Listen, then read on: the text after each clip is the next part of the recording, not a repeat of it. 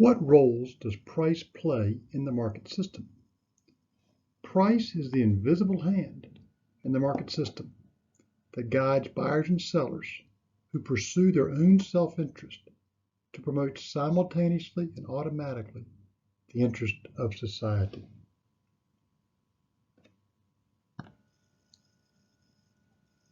Price and changes in it serve 6 key functions. First, price automatically adjusts to eliminate surpluses. When the quantity supplied is bigger than the quantity demanded, that automatically causes price to decrease. And as price decreases, that will decrease the quantity supplied, it will increase the quantity demanded, and will bring the quantity supplied and quantity demanded into balance with each other. Second, price automatically adjusts to eliminate shortages. When the quantity supplied is less than the quantity demanded, price increases. The increase in price will automatically lead to an increase in quantity supplied and will automatically lead to an increase in quantity demanded, again bringing the quantity demanded and quantity supplied back into equilibrium with each other. The equilibrium price rations the goods among consumers. Every consumer willing to pay the market price is able to find a willing producer who wants to sell. Moreover, only consumers willing to pay the market price will be able to sell because producers will not accept less than the market price. So the price will go to everyone who's willing to pay the market price and will not go to anyone who is not willing to pay the market price. This allocation is efficient.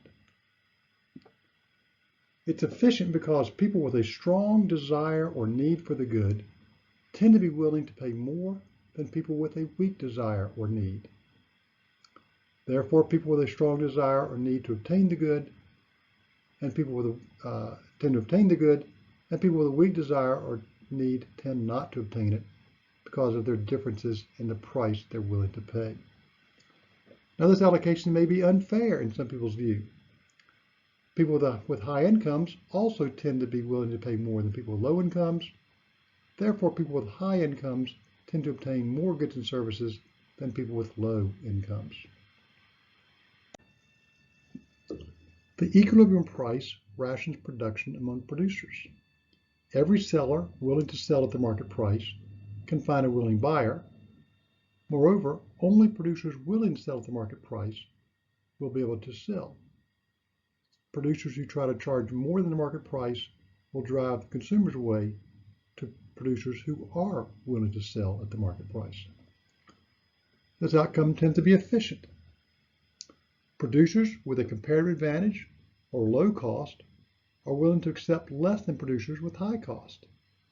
Therefore, producers who can produce the good efficiently produce the good, and producers who cannot produce the good efficiently do not. Changes in price tell consumers that costs have changed and creates an incentive for them to alter their behavior accordingly. Price serves both as a signal about what's happening, it provides information, it also provides incentives for people to behave in what I might call socially responsible manners. Suppose the cost of producing something rises. We have a drought, for example, that kills coffee beans in Central America. Well, it's going to be harder to get coffee beans. You might expect at that point the rational thing or the efficient response to the difficulty of getting coffee would be to produce and consume less coffee and move to substitutes like tea. What's going to happen? As costs rise, the price of coffee will begin to rise. That will automatically lead to a reduction in the equilibrium quantity and consumption of coffee. It will also lead to an increase in consumption of alternative goods. The amount of tea consumed, for instance, will probably rise as people move from coffee to tea as a substitute. On the other hand, if costs decrease, that will tend to lead to a decrease in price and consumption will rise. Again, when, for example, when oil companies discover a low-cost way to extract oil, the supply curve shifts to the right.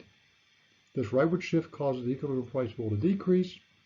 As the price of oil decreases, consumers respond by increasing the quantity of oil they buy and decreasing the quantity of alternative energy products. Again, when it's cheaper to obtain oil, the efficient response is to use more oil and use less of other energy sources whose costs have not changed. Changes in price also tell producers that preferences have changed and creates an incentive for them to alter their behavior accordingly. Suppose that we have some increase in demand. And when demand increases, price will automatically increase and create an incentive for sellers to increase production. For example, gasoline. The demand for gasoline rises in the summer. Price of gasoline rises in the summer, and production automatically goes up to satisfy that increased demand. We want more gasoline to be available because that's when we want to drive more, and the market automatically makes that happen without any government interference at all. On the other hand, when demand for something decreases, price will fall and production will automatically fall. I'm an old man. I remember when VCR movie rentals were really hot. Blockbuster had a chain. Movie Time was a chain. Every little small mom and pop gas station and convenience store had a rack of VCR movie rentals for people to rent. Well, over time, with technology changing, the demand for VCRs has fallen. As a result, the price people can charge for VCRs has gone down. And since people don't want it anymore, the production's gone away.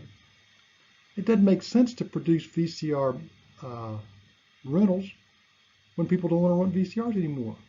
The market automatically reallocated resources away from VCRs towards CDs and streaming videos when the demand for VCRs went down and the demand for DVDs and streaming video went up. Yay for the market. Now, in the market system, the quantity traded tends to be the equilibrium quantity. Price tends to move towards the equilibrium price. At the equilibrium price, the quantity demanded equals the quantity supplied. We call that the equilibrium quantity. Every buyer willing to buy can find a willing seller.